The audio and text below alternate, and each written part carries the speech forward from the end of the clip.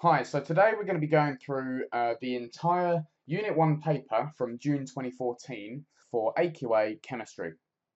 Now, if I'm going too fast at any point, then feel free to pause, rewind the video and go at your own pace. But let's take a look at question 1 straight away. So question 1 is describing fossil fuels, and it says that they contain carbon and hydrogen. Now this means that we call the fuels hydrocarbons. That's a substance, an organic substance that contains carbon and hydrogen. Okay, right, it's saying using the data sheet, complete figure 1 showing the electronic structure of a carbon atom. Now how we do this is these circles here are electron shells, and we fill those in with electrons by either drawing them as a cross or drawing them as a dot. Okay, if you're only filling in one element, which we are here, then it doesn't matter. You can pick either a cross or a dot, and both are fine. So let's take a look at our periodic table. And we can see here that carbon is in group 4. Group 4 means you have 4 electrons in your outer shell. So in the outer electron shell, there are 4 electrons, okay? Now, which period is it in? Okay, so the first row up here only has 2 electrons in its outer shell, okay? Because you've only got 1, 2 elements, okay? The second one, it has, well, 1, 2, 3, 4, 5, 6, 7, 8, okay? We need to know that the first shell has 2, the second shell has 8 electrons, the third shell has 8. After this, the numbers do change, okay? But you don't need to remember those, you just need to remember the first 3. So 2, 8, 8. In this case, we have 6 electrons on the carbon, as we can see here by the number 6, because the number of electrons is equal to the number of protons. The atomic number actually tells you the number of protons, not electrons, because in an ion, your number of electrons changes, but the protons doesn't. So we always have 2 electrons in the inner shell if it's full up, and then on the outer shell we know that we're in group 4, so we're going to have 4 electrons in the outer shell, and it's going to look something like this. Okay, simple enough. Now the next question is asking us to complete the word equation for the oxidation of hydrogen. In this case, we're adding oxygen to hydrogen, okay, so we're gaining oxygen, and what we are going to write is, well, we know that when hydrogen gains oxygen, so hydrogen, let's say H2, oxygen, O2, okay, that is going to give us H2O. Now that's not balanced there, we could say 2 hydrogens plus 1 oxygen will give us 2 H2Os. However, in this question, we are asked for the word equation, not for the symbol equation, okay? So we're going to write it simply as water. Now this often happens at a high temperature, so you would be fine in saying water vapor or saying steam as well. That wouldn't be a problem at all because they're the same thing. Okay, let's move on. Now, question 1b. It says coal is a fuel. Coal contains the elements hydrogen, sulfur, oxygen, and carbon. It's asking us to name 2 products, okay? Whenever there's something written in bold, pay extra attention to it. So it's asking for 2 products of burning coal that have an impact on the environment. What impact does each of the products have on the environment? Okay, so 4 marks here, as we can see. So it's going to be 1 mark for each of the products we name and 1 mark for the explanation of each one, okay, making 4 marks. Now they've tried to trick us here because they've told us that oxygen and hydrogen are contained in coal, okay? However, if you look at the equation above, which we just completed, we know that the oxidation of hydrogen will give us water, okay? Does water have a big impact on the environment? No, it doesn't, okay? So we are actually not interested in hydrogen and oxygen. We are interested in sulfur and carbon, okay? So often when we burn anything, we're burning it in oxygen, and that is the reaction known as combustion, okay? This isn't part of the answer, but this is a very important word which you need to know. Combustion is burning a fuel in oxygen. If we burn carbon in oxygen, in general, we are going to produce either CO2, CO, or just C, okay? And that makes sense because it depends on how much oxygen you've got. If you've got surplus of oxygen, then you can share the oxygen around generously and give 2 of them to each carbon. If you're a bit limited, you can only spare 1 oxygen for each carbon. And if there's barely any oxygen or no oxygen, then it's going to just produce carbon, okay? And that carbon is going to be in the form of soot. So we have carbon dioxide, carbon monoxide, and soot. Now, we can actually choose any three of those because all three of them have an environmental impact. The most common one, so the one which I'm going to use, is carbon dioxide. Okay? Carbon dioxide, as we well know, is a greenhouse gas. Okay? A greenhouse gas. What that means is it traps heat and reflects it back into the Earth's surface, or reflects or radiates it back to the Earth's surface. And this is known as global warming because it actually causes the globe or the Earth to heat up. Okay, now that's pretty obvious. The next one is carbon monoxide. So carbon monoxide, okay, that's a poisonous gas. The reason we have catalytic converters in our car exhausts is to get rid of this guy, okay? Because if you breathe in too much carbon monoxide, crossing over a bit to biology, but it's going to compete for your oxygen in your blood, okay? So hemoglobin won't take up as much oxygen, it will take up this guy. So this can actually poison us and kill us, okay? So it's sufficient to say that carbon monoxide is toxic, okay? Toxic. Now the third one, soot, we could say carbon or soot, the least obvious one. What soot actually does is it causes something called global dimming. What this means is that tiny particles of soot, okay, which have been released into the atmosphere, are actually causing sunlight to not be able to hit the Earth. Sunlight is coming in, hitting the particles of soot and bouncing back outwards away from the Earth, and this means that less sunlight is reaching the Earth as a result of this. Okay, so you could write global dimming as the result. Okay, lastly, what about sulfur?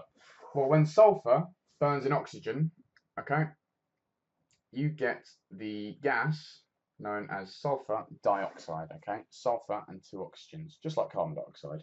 Now, what sulfur dioxide does is it is an acidic gas, okay? It has a pH of below 7. Now, when this is in the atmosphere, it can dissolve in the rain as rain falls down towards the Earth, okay? And this causes the phenomenon known as acid rain. It literally is making the rain more acidic, lowering the pH of the rain. What this actually does is it affects things which rely on rain, mainly plants. So plants rely on rainfall, obviously because they need to take in the water from the soil. If the water that they're taking in is too acidic, then it will cause damage inside the plant because obviously their enzymes are meant to work at a certain pH, and this acid rain, or the water they're taking up, is going to affect that, okay? So it can kill plants. It can also cause increased erosion, okay? Chemical erosion is known as corrosion. That's sort of more geography. Okay, so if you think about it there, what we've got is 1, 2, 3, 4 possible answers there, okay? CO2, carbon monoxide, soot, or just carbon, and sulfur dioxide, okay? All 4 of those are acceptable, and we needed to pick 2 out of the 4 with an explanation to get the 4 marks. Okay, so in question 2, we're going to be talking about ethanol and vegetable oil and their uses as fuels. Now, we're told in part A there are 2 different ways of producing ethanol.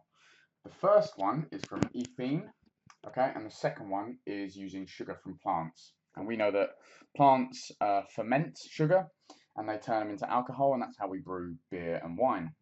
So 2A part 1 says that ethanol is produced from ethene via hydration in the presence of a catalyst. Okay, now what is hydration? Now, quite simply, it's pretty much the same as when we need to stay hydrated. That means that we need to take on as much water as we can. And so, in chemical terms, hydration is actually reacting with water. Okay? So, a reaction with water, where water is added, is known as a hydration. Okay? It just turns out that in industry, a lot of the time the water is reacted at high temperatures, and it's actually in the gaseous form, so they would actually accept you calling the water steam, because water and steam are the same thing. Steam is the gaseous form. So pretty simple for part 1. Let's move on. In part 2, it's asking about fermentation. It says that fermentation is used to produce ethanol from sugar. Okay, we dissolve the sugar in water, okay, add yeast to the sugar solution, and then leave the mixture for days. That's because yeast is a living organism, okay? So it takes a while for the yeast to actually process the sugar and turn it into what we need, which is the alcohol, okay? And that is by fermentation. Now, what it says here is suggest how the solid waste yeast is removed and how ethanol is obtained from solution. So if you look at the diagram, we've got the solution, okay, here, and that means it's just dissolved in water and we produce ethanol, which remains in the water, and solid waste yeast, okay? Now that's quite confusing because yeast is actually a living organism, but it does clump together and it is, in essence, a solid, okay? So what we're actually doing here is we're separating a liquid and a solid, okay? Now, we should know that to separate a liquid from a solid, what we need to do is use a process called filtration. Now, what happens during filtration is we use filter paper, which has really small gaps in it. These gaps will allow liquid through, okay, so small particles through, but in a solid, particles are clumped together and they form large units and they can't fit through the gaps. And so if we look at this diagram here, okay, what we have is, this is just a beaker, okay, excuse the handwriting. Now we put a filter funnel into the beaker, okay, funnel or filter funnel, and this dotted line here is filter paper. And as you can see, it's drawn with these gaps in between, okay? Now the solid, so this yellow stuff here is actually yeast. The solid cannot fit through these gaps, okay? So it's kept on the filter paper. Whereas the solution, okay, in this case, which is going to contain ethanol, can just pass through. And so we are left with our ethanol solution in the beaker. So we will filter the yeast from the solution. Okay, the second mark is how do we get the ethanol out of the water? Okay, how do we obtain the ethanol? In this case, they are both liquids. Okay, and so the way that we separate two liquids, and it's important to realize that ethanol and water are both colorless, so we're not going to be able to use chromatography in this case. So the way to separate ethanol and water is we use their boiling points. Now, each chemical is going to have a different boiling point. We know that water boils at 100 degrees, okay, that's what we get from our kettle, and ethanol will boil at a different temperature, which is actually slightly lower. It's around 78 degrees Celsius, okay, you don't need to know that. Now, what we do is we heat up the solution to around about this temperature. So at 78 to 79, 80 degrees Celsius, the ethanol will start boiling, but the water won't. So the water will remain liquid and the ethanol will turn into a gas, okay? And when it turns into a gas, when it boils, it will rise up the distillation column, okay? It will reach a condenser, turn into a liquid, and then we've separated the two. Now, just to show you a diagram of that, so it's not too confusing, we will have something which will look like this, okay? Didn't trust my drawing skills in this case. In the beaker, here, we will have our solution, okay? Let's say, for example, on this thermometer, we now heat to 70, 79-ish degrees Celsius, okay, the boiling point of ethanol. Now I'm going to do it in a different color. The ethanol will start to boil and it will rise up the column. Yep, so pretend the ethanol is in green there. Now when ethanol reaches this condenser, okay, this condenser here and here, okay, in the condensing column, you have coolant, which is normally just sort of cold water or cool water, okay? This reduces the temperature of the ethanol, causing it to turn back into a liquid, okay? Causing it to condense, hence the word condenser. The ethanol will then flow down the tube like this, okay? And it will, as it's become a liquid now, it will then drip out into this new collecting beaker. And so in here, in the green, okay, ethanol is colorless, but just so you can see the difference, let's say that in this beaker, we will now have pure ethanol, okay? And then in this beaker here, which we called solution, we are going to have water left over because the water at 79 degrees has not boiled, okay? So the second part is distillation to separate the ethanol from the water. Okay, so those two methods give us 2 marks. So the next part of the question, we are talking about biodiesel versus petroleum diesel. Okay, so coming from crude oil. Now, it tells us that worries about supply of crude oil have led to growing large areas of crop to produce vegetable oil. Okay? Now, important to note straight away, we're going to be marked, so 1 mark for written communication here. Now that really just means that you have to write in full sentences. It doesn't mean that you need any fancy wording or paragraphs or anything else. We just can't do the whole question in bullet points. We can use them, but not for the whole question. Now each little separated piece of writing here will probably have a point in it, so make sure you do read all of them. So, we are now using large areas of crops to produce vegetable oil, and these vegetable oils are used to produce biodiesel. Okay? Biodiesel is the fuel here, not the vegetable oil. It says there are economic, ethical, and environmental issues about the use of this biodiesel. Now, both biodiesel and petroleum diesel, of course, are used as fuel for cars. These are burnt, obviously, to provide energy to move the car, and release of waste products occurs via the car exhaust system. And we are now given a table to compare the differences in the pollutants which are released when using biodiesel and petroleum diesel. Now we can see that petroleum diesel releases, well, 4 times the amount of CO2 as biodiesel. Biodiesel doesn't release any sulfur dioxide, whereas petroleum diesel does. Petroleum diesel releases double the amount of particulates in grams per meter cubed as the biodiesel counterpart. However, we do get slightly more nitrogen oxides from biodiesel as we do from petroleum diesel. Okay? Now what's really important here is we're asked to give advantages and disadvantages, okay, of using biodiesel instead of the petroleum diesel. Okay, a lot of people will just go in and say, well, biodiesel is great because of this, this, and this. But if you can't show a balanced argument, then you certainly can't get all 6 marks. Okay, so we need to show advantages and disadvantages. Now, the first obvious one is I'm going to say that biodiesel produces less CO2 than petroleum. Now that's all well and good, but it asks for an advantage and a disadvantage rather than just quoting some figures. So what I'm going to say is, well, why is producing less CO2 better? Well, because CO2 is a greenhouse gas and contributes to global warming, I can say that less CO2 is contributed by biodiesel, contributing less to global warming. Okay? Now, another advantage is that we are told that biodiesel is created using crops, using plants, because we get it from vegetable oil, okay? Those crops are planted and they actually take in carbon dioxide because plants use carbon dioxide for photosynthesis, okay? So when we burn them eventually and release carbon dioxide, well, it's only coming from CO2 which was already taken in. Now this gives a scenario where we go towards carbon neutrality, okay? We can say it's carbon neutral.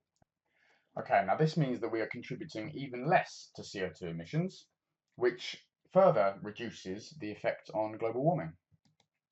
Okay, now lastly, as it comes from plants, well, we can constantly grow more plants as long as we keep the conditions correct, and so it's a sustainable resource. Okay? Sustainable resource. Fossil fuels are finite and they will run out at some point, but we can continue to maintain crop levels as long as we keep the conditions constant, okay? So, sustainable resource, and the reason that helps us is because we can have a constant supply of energy. So, constant supply of energy. Okay, now I'm going to do the disadvantages in a different colour. Now, if we need to plant these crops, okay, planting crops and maintaining fields, that takes up quite a lot of space. And that space would normally be used to farm food crops, so things which farmers can sell as food, which obviously is a very important resource and everyone needs to eat. Now, if we're using a lot of this space for biofuels, then that is less food being produced, okay? So we are using up more space, and the reason that is a negative is it reduces the amount of space and reduces the amount of food that can be produced. Now, if we go back up to the table, we will also remember that we produce more nitrogen oxides, okay, than we do from petroleum. Okay, nitrogen oxides, especially nitrogen dioxide, which is a fairly common pollutant, they're actually detrimental to human health. So we can say that they are toxic or harmful to humans. Okay. Now I've done 3 advantages, so I'm going to do 3 disadvantages. So one last disadvantage, there are more, is that crops are not always reliable. If the climate changes, or if you know, you have a freak flood or anything like that, then the crop can be completely wiped out. And that means that if that is your sole source of fuel, that means that you won't be able to produce the fuel. Okay, so crops are unreliable. Okay, and the reason that's a disadvantage is it could lead to fuel shortage. Okay, now there are more advantages and disadvantages of using biofuels. See if you can come up with some yourself and write them down. I'm not going to go over all of them because we could be here all day talking about them, okay? So that is the question done, and that would get you 6 marks as long as you wrote it in proper sentences. I've done it in bullet points just to show you the point. So in question 3, we're told that unsaturated fats are considered more healthy than saturated fats. Okay, we should know that anyway. Now, unsaturated fats will change bromine water from orange to colourless. And this should be a test that we're familiar with. A scientist from a food company called Veggio wanted to find the amount of unsaturated fat in cooking oil. Okay, he tested their own brand of oil and oils from 4 other companies which are just given the generic A, B, C, and D. The scientists used the same volume of oil for each test. Now that's very important because we need to make it a fair test. And let's have a look at the results in table 2. Now we can see the number of drops of bromine water added. Okay, we've got 3 tests here. That should be ringing bells telling us that it's a fair test. We've done repeats. And down the side we've got the different oils. So we've got the Veggio oil, and then we've got A, B, C, and D. Okay, and we've got the numbers of drops added. Now it asks us to describe how the bromine water is used to obtain these results for 3 marks. The table tells us that the bromine is added in drops, okay, because it says number of drops that is added. So we add bromine, the term we give this is dropwise, okay, that's spelled dropwise, and that's 1 mark because that's the first step. Add the bromine, okay, to each oil. So we add it to each oil separately, and important here, as we can see from the table, is we record the number of drops. Number of drops. Now, how do we know when the reaction is completed? Well, we were told in the question that the bromine added to an unsaturated fat, which is found in the oil, will turn the bromine, okay, this isn't part of the question, so I'll put brackets around it, will turn the bromine from orange to colourless. Well, that means when the oil has all reacted, there is no more of it to actually turn the bromine from orange to colourless. And so once we have used up all the oil, then the oil can no longer do that job and the bromine will remain orange. So we know when the reaction is completed because there is no longer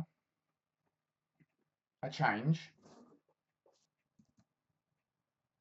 from orange to colourless. So that tells when our reaction has actually completed, and then you record the amount of drops until you see that orange colour. Okay, so moving on to part 2, we are told to choose one result which should be tested again. So which company, A, B, C, or D? So let's have a look at the table. In this case, what we're looking for is an anomalous result. So we're looking for results which don't actually fit the trend. So for Veggio, we have a pretty close result. For company A, we've got 25, 17, and 27. Okay, 25 and 27 are pretty uniform. Each drop might be slightly different size, so we can have a slight amount of variation. But 17 is 10 drops less than 27. Now that is definitely an anomalous result. Now just to make sure that we're not missing anything, let's have a look at the other companies. We have 17, 18, 16, very close. 5, 6, 4, very close. And 10, 9, 7. Well, 7 and 10 are reasonably far away, but not too bad. That's 3 drops difference, whereas up here is 10 drops difference. So we're satisfied in saying company A needs to be tested again. So that's what we're going to write for the results, okay? Company A. And which test was it? Well, it was test 2, okay? It was the middle one. It was test 2, And why did we choose this result? We chose it because it was an anomalous result. Sometimes we call this an outlier. Perfect, so moving on to part 3. We are asked to suggest one other variable that should be controlled in these tests because we are told in the question that the same volume of oil was used. Okay, now there are quite a lot of variables which you should keep the same. It should be everything apart from the thing that you are changing. But what's important normally is either temperature, okay, because reactions occur in a different way and at different speeds at different temperatures. Another one, the concentration of bromine, okay, because that actually dictates the amount of bromine drops you require. Because if the bromine was really dilute, we would need loads of drops of it to get the same amount of bromine as a concentrated solution with a few drops. So concentration of bromine. And there are various other ones as well. You only need to pick one, okay? These are the two main ones that I've given you, but you only need to pick one of those two to get the mark. And so in part B, we are told that Veggio Food Company claims its oil has more unsaturated fat than other cooking oils. Okay? Compare the results with the results of the other companies A, B, C, and D and give 3 conclusions. Now this might seem a bit confusing at first when we're asked to give 3 conclusions because we're normally only asked to give 1, but that's because our conclusions are going to compare Veggio with the different companies. So let's take a look back at the table. Well, Veggio required 13, 14, or 16 drops, okay? Now, because the amount of bromine that you add reflects the amount of unsaturated fat that you have in the oil, okay? The more drops it takes, the better. So the more unsaturated fat that you have in the oil. Now, does Veggio have the most unsaturated fat? Does it require the most drops?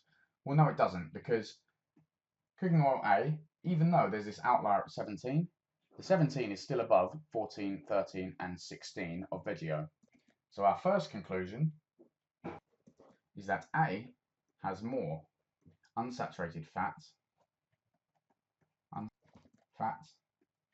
than Veggio oil. The second conclusion, well, let's take a look at company B. Now, company B, the lowest is 16, okay? And that is the same as the Veggio one. But the rest of its results, 17 and 18 drops, instead of 14 and 13 drops in Veggio, well, on average, it looks like that company B has slightly more unsaturated fat as well.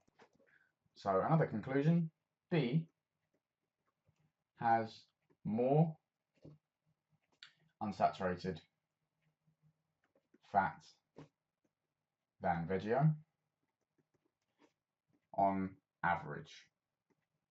Okay, important there because there is one test where they have the same amount. Now lastly, we're only asked for 3 conclusions, so we can take our pick out of C and D, but both C and D require less drops of bromine than the Veggio oil. So we can pick either one. I'm just going to say C, and I'm going to say that Veggio oil has more unsaturated fat than C. Okay, then that's 3 conclusions, and that is more than enough to get you the 3 marks. You could have also chucked D in there instead of C. You could have also said that, well, out of the 5, Veggio is in the middle. It's about third out of the 5 oils, okay? So it's up to you how you want to word your conclusions, but always use facts, put some figures in. If you think that helps you, you can put figures in. But the conclusion is really sort of a summary of the information. So in question 4, we're speaking about the extraction of copper. Now it tells us where copper ore has been mined, the areas contain very low percentages of copper compounds. Okay, that makes sense because a lot of the copper has been taken out of it. And so there are alternatives to just mining. One is to extract copper by growing plants on the land. Okay, plants will take in the copper through their roots because plants actually need the copper. It's a mineral which they use. Now, you don't need to know why they need the copper, but it's a crossover to biology. They actually use it because it's important in the role of some enzymes, okay, which are important for the plant to grow and survive. We obviously exploit this fact, and then once the plants have absorbed the copper, we burn them and we get copper oxide left over. Now this copper oxide can then be used to obtain pure copper, okay? If we add carbon and heat, then we'll get copper on its own.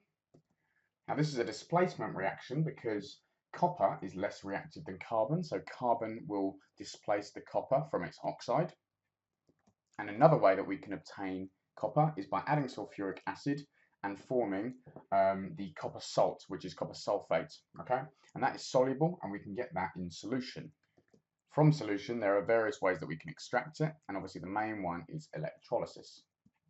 So, part 1 of A, it tells us to complete the sentence, using plants to extract the metals is called, okay, and this is a term that you should be familiar with, and it's actually phytomining.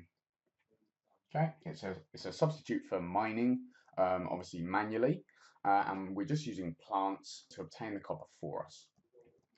Now we're asked to give 2 reasons why copper in these areas is not obtained by smelting. Well, we are told in the question that in these areas where copper has been mined before, there is very little copper. Okay, so smelting is an expensive procedure. This is actually 2 reasons, so we're going to do them separately. The area contains little copper, not much copper, or little copper in area. Well, then the plants can do the job for us because their roots go underground, but they don't destroy the area. Okay, so it's easier for a plant to find the copper than it is for us. The second point which I mentioned, okay, so that was the first point. The second point I mentioned is that smelting is actually a very expensive process, requires a lot of energy, okay, and the fact that we're using a high amount of heat and it's a manual job, it means that we're actually using fossil fuels as well, okay, so it's expensive to use fossil fuels in the smelting process. Okay, that's 2 marks.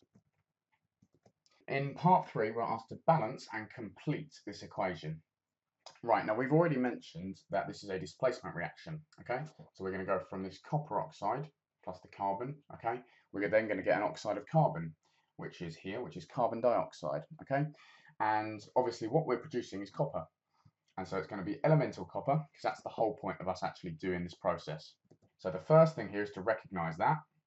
Secondly, we need to balance. It's actually quite simple here. Now the only thing that's not balanced at the moment is the oxygen. Now we have 2 oxygens, okay, because it's O2.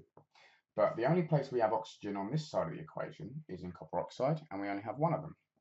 Therefore, we need 2 copper oxides for us to obtain those 2 oxygens in the carbon dioxide. We now have 2 coppers instead of 1 copper, and so we therefore need to balance by putting the number 2 in front of the copper. So now if we count, we have 2 coppers on this side, 2 coppers on here, so that's balanced. We have 2 oxygens because 2 times the 1 oxygen here, and 2 oxygens in the carbon dioxide, and 1 carbon on this side, and 1 carbon in the CO2, so we have now balanced the equation. Okay, so for part B, we are told that there is 2 ways of obtaining copper from the copper sulfate solution, and that is via displacement, okay, using scrap iron, or by electrolysis, okay, 2 very different processes. Part 1 of this question asks us to use the data sheet and give 2 reasons, so 2 reasons, why scrap iron is used to displace copper. So let's have a look at our data sheet. Now here we have the reactivity series, okay, now here's copper. This is what we want to produce, and it says we are going to use scrap iron. Okay, now if we look, iron is found here. Iron is more reactive than copper because it's higher up the series, and that means that iron can be used to displace any of these which are found below it in the reactivity series. Okay, now remember, a displacement is where the metal will swap places basically with another metal which is less reactive and found in a compound. So in this case, you will have copper sulfate and pure iron. Iron is more reactive, so that will form iron sulfate and kick the copper out, so just making pure copper. So the first reason, okay, so the first mark in this question is that iron is more reactive than copper. Okay, the second, it tells us we use scrap iron. Okay, scrap iron should shout at you that it's relatively cheap. Copper is certainly not cheap, so using scrap iron is a relatively cheap way of producing that copper. So we can say that the iron is cheap. You could even, if you wanted to, compare it to electrolysis, because we're told the alternative is electrolysis, and that requires quite a lot of energy. So iron is cheap, whereas electrolysis does use quite a lot of energy. Part 2 is showing us the electrolysis of the copper sulfate solution. So what we have is a power supply here, okay, and we have a positive and negative terminal, or electrode. Now, we know that opposites attract, and the negative electrode is going to attract positive ions in solution. The positive ion here is copper. The positive electrode is going to attract negative ions in solution, and sulfate ions are negative. Now, in case you didn't remember, the negative electrode is called the cathode, okay, and the positive electrode is called the anode. And our question asks us to describe what happens to the copper ions. So you'd be very tempted to give a massive explanation about what's going on here, but we don't really care in this question about the sulfates. So let's talk about the copper ions. In solution, positive copper ions are attracted to the negative electrode, and they therefore move towards the electrode in the solution. Positive ions move to the negative electrode. What happens at the electrode then? Well, the negative electrode is negative because it has excess electrons. Okay, just draw those in there. At the negative electrode, the positive ions will attract those electrons and become reduced. Okay, reduction means gaining electrons and so reducing your charge. Okay, you've gone from a 2+ charge and we're going to make that neutral, so copper. So at the negative electrode, copper 2+ ions are reduced. Yep, which means they gain electrons. They'll gain 2 electrons in this case. Finally, what's that going to leave us with? It's going to leave us with copper atoms. And copper atoms are just the element itself, which is a metal. So copper metal forms at the electrode. And that is why separating the ions is useful, because when the copper is reduced, so the copper is originally in liquid, when it is reduced, it becomes the metal, and that is what is useful to us. So moving on now to question 5. Now here we are told that limestone contains calcium carbonate, CaCO3, that's something we should already know. Name the type of reaction that takes place when the calcium carbonate is heated strongly. We should know that when any carbonate, any metal carbonate, is heated to a high temperature, we have a chemical reaction. So we don't boil or melt the carbonate. A chemical reaction occurs, which is a thermal decomposition. Thermal means using heat, and decomposition, the substance will decompose or break down. Okay, that's what decomposition means. In a thermal decomposition, you will only have one reactant. Okay, so remember, reactants are on the left-hand side of an equation, and your products are on the right-hand side of the equation. You're only going to have one reactant, and it's going to make more than one product. So our reactant here is CaCO3 from limestone. Now remember, heat is not a chemical. Heat is a condition, and so we don't write heat as a substance. If we want to put heat in, you can put it above the arrow and just highlight that that is a condition, okay? So upon heating, what will form is calcium oxide plus, well, there's now a carbon and 2 oxygens left, which is CO2. So we form carbon dioxide and calcium oxide. Now calcium oxide, also has another name, which is quicklime. So you can call it quicklime, or you can call it calcium oxide. Either one is fine. Part B, we're told a student investigated what happens when limestone is heated strongly. They measured the mass of limestone before heating. They measured the mass of a solid product after heating. You know the mass will have gone down because carbon dioxide will have escaped, and that is gas. So they repeated the experiment to make it fair, and the results are shown in the table. Now we are asked to calculate the mean mass lost. Now the mass lost is this row here, taking into account any anomalies. The fact that they've mentioned that means that there will be an anomaly. We need to check, but there will be. So experiment 1, we lost 1.8 grams. Now experiment 2, we lost 1.0. Experiment 3, we lost 1.9, and in 4, we lost 1.7. Now, you should be able to see the anomaly there, as these three all lie within 0.2 grams of each other. And then you have a reduction of at least 0.7 grams to get to the result in experiment 2. That suggests something has gone wrong because chemistry is not normally that random. There will be an exact answer and it will be somewhere within these limits of 1.7 and 1.9 grams. Okay, 1.0 is way outside that, so we can say that it is an anomaly. Therefore, to calculate the mean, we are going to cancel this one out. So we're going to take the result from experiment 1, and we're going to add the result from experiment 3, and we're going to add the result from experiment 4. Okay, now how many results have we used? Well, 1, 2, 3 of them, because we omitted one of them. So then we divide our answer by 3. Now if we add these 3 up, we'll get an answer of 5.4 grams. And if we divide that by 3, we will end up with a mean of 1.8 grams. So the mean mass lost is 1.8 grams as long as we omit this 1.0 outlier. In the mark scheme, it says that you would be awarded both marks without showing your working out, but if you made an error in your calculator or you got anything wrong and you just wrote an answer down which wasn't 1.8, then the examiner can give you no marks because they can't see that you've made an effort to get to the right answer.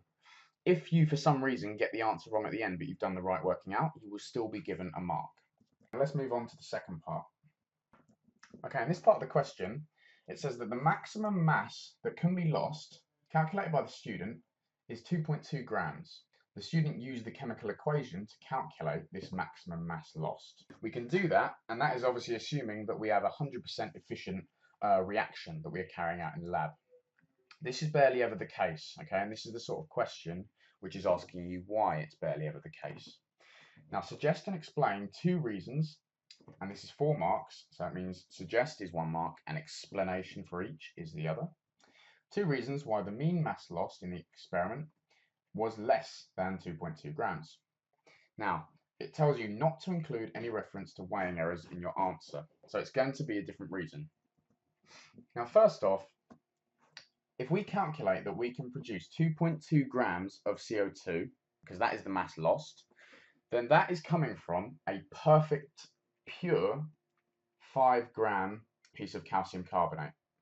There's nothing telling us in the lab that we have that perfectly pure piece of calcium carbonate because it hasn't mentioned that in the question. So there may actually be some impurities in that calcium carbonate. Those impurities are going to have a mass, but they will not be converted into CO2.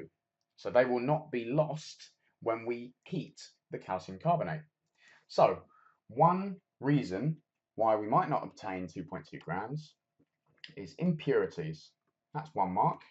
And the reason is that impurities will reduce the mass lost as they are not converted into carbon dioxide. Right, now that's 2 marks. A second reason is that we are not told in the question the temperature that this reaction was carried out at. Can we assume that it was a high enough temperature to ensure that all the calcium carbonate has decomposed? Well, we can't actually, we're not given that information. So one other reason might be that temperature, or the time, because we're not told how long the reaction takes, is insufficient for the reaction to be completed, that is. And so not all calcium carbonate has decomposed. Some of it is left over, and that means we are not going to lose the 2.2 grams of CO2 that we would under perfect conditions. Okay, so that's 4 marks, 2 for suggesting 2 different reasons, so impurities or temperature and time, and 2 marks for explaining each reason. So in question 6, we're given a structure of a portion of the Earth, showing its layers. So we've got the core here, and we've got the centre of the Earth at the bottom, and then we've also got these 2 sections, X and Y. I'm sure you know what they are, but we'll come on to that in a second. Now in part A, we are told that in 1915, Alfred Wegener, I'm not sure I pronounced that right, put forward his idea of continental drift. Now we're asked, why did most scientists not accept his idea of continental drift? And this is the same for most scientific theories when they're first proposed, is because there's a lack of evidence. If you can't prove something, or people aren't satisfied by your evidence, then it's unlikely for them to accept it. The reason here is that he could not explain how continental drift actually happened. It was a theory, it wasn't something that he had proved by an experiment. So he could not explain continental drift, shortened it there, using evidence. Okay, so he had this idea that the continents were moving, but he could not actually explain why they were moving. Now, part 2 asks us to describe and explain how continental drift takes place. Now, since the proposal in 1915, it took a good few years, around 50 years, for us to actually be able to prove his theory was correct. And you and I now know how that works, and it's asked us to use X and Y, so the layers shown in the diagram, and let's quickly have a look at those. Well, X is the really thin layer at the top, which is fully solid, known as the crust, and Y is the mostly solid layer underneath. It does flow slightly, so it's got a small amount of liquid properties, if you like, and that's called the mantle. Now, the fact that it flows is the reason why continental drift can take place. Okay, so going back down to the question. Now, we know that the crust, so the top layer, is divided into sections known as tectonic plates. These sit on top of the mantle, and if the mantle can flow, then it means that the crust, or these plates sitting on top of it, will also be moved. But the flow doesn't occur randomly. There has to be a process which is actually causing it to occur. Now, it turns out that the Earth is a composition of many different elements. Some of those elements can be found in radioactive form. So there's radioactive material, which is found within the Earth. The radioactive material found within the Earth. Now, radioactive material undergoes something called decay. This is a reaction in which the element itself is changed. Now, I'm not going to go into the physics of it because that would be another topic. But when it decays, energy is released, okay? That's why we can use nuclear power plants using radioactive material. The release of energy can allow us to turn it into electricity. Now, the same or similar sorts of things happen in the Earth, and energy is released. That energy is released as heat. So decay occurs and heat is released. Now, as the mantle has some liquid property, convection currents can be created in the mantle. They can't be created in a pure solid, but it can be in the mantle. So this causes convection currents within the mantle. Now, these convection currents cause the mantle to move, just like what happens in the air. Convection currents cause movement of air.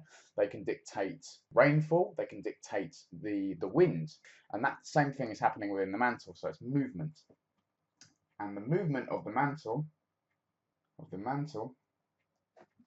causes, now the tectonic plates are sitting on top of the mantle, so it causes tectonic plates to move. Now, it's important to realize that this is only happening very slowly. You know, we're not moving at 100 miles an hour sitting on the Earth.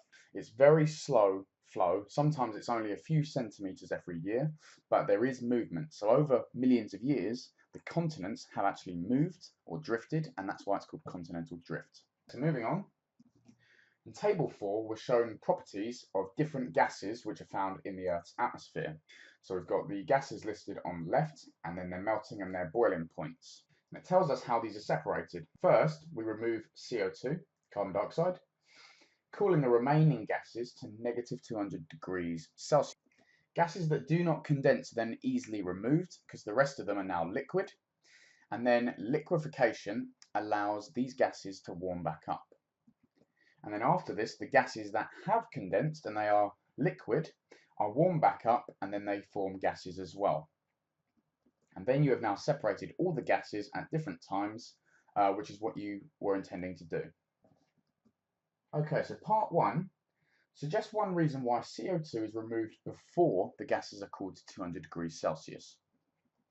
Now, if we have a look at the table, carbon dioxide, which is here, has a melting and boiling point of negative 78 degrees.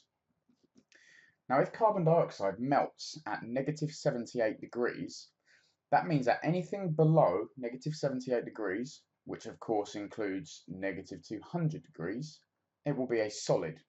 So at this temperature, carbon dioxide will have frozen, which will obviously be problematic in separating other gases and liquids. So for here, for 1 mark, we can say the CO2 freezes or forms a solid. Okay, so moving on.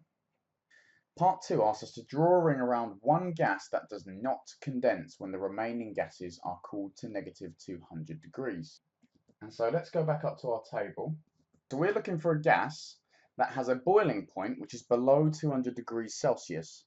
Because if the boiling point is above 200 degrees, then that means at 200 degrees, it is now a liquid. Because it takes a higher temperature, so above 200 degrees, to turn it into a gas. And so from the table, there are 2 gases which have a boiling point which matches this criteria. And that is obviously negative 269 for helium and negative 246 for neon. The rest of them, oxygen, nitrogen, carbon dioxide and argon, are all above 200 degrees Celsius. And so let's have a look at our choices.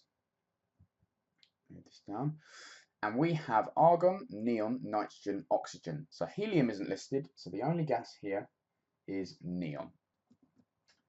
Okay, so lastly, we are told that the oxygen separated by this process contains another gas. Okay, if we are separating via the boiling points, then that means that we are being specific based on the gas. If the oxygen contains another gas, we might not have been precise enough. So we are looking for another gas which has the same boiling point. Okay, it's important to note that it's not the melting point here, but the boiling point, because we are separating them as a gas. So if we have a look in the table, oxygen has a boiling point of negative 183 degrees, right? That's the boiling point, or BP. Now, 196, 246, 269, negative 78. Now, argon has a boiling point, which is very close, of negative 186 degrees, okay? So argon and oxygen have extremely similar boiling points, which means if we are separating as a result of boiling points, they could get confused. So our answer for 1 mark will be argon, and the reason is very similar boiling points. Remember, we are separating them in the gaseous phase, so boiling point, not melting point, is the characteristic that we are going to be separating them on. Okay, so in question 7, we're told that polybutene is a polymer made of crude oil in 2 stages. Now, the first stage is to break down large hydrocarbons into smaller hydrocarbons. We get these large hydrocarbons from crude oil, and breaking them down is a process known as cracking. You can see in figure 6 that we have a large hydrocarbon because there are 16 carbons and 34 hydrogens. Put it in a reactor and we break it down into these smaller chunks. Now it tells us the products contain 2 types of hydrocarbon with different general formulae. Name the 2 types. Now, a saturated hydrocarbon is called an alkane. Okay, and that has the formula CnH2n plus 2. Now mathematically it makes sense that if you were to cut this in half, you wouldn't achieve another alkane. Because if you were to split that in half, your 2n plus 2 becomes n plus 1. And Cn becomes C half n. But you no longer have 2n plus 2. And so that means that we can only form one alkane from an alkane, which is what we started with here. And then to compensate, we need a different type of molecule, which is an alkene. Sorry, I missed out the L there. An alkene, which has the general formula CnH2n. This alkene looks something like this.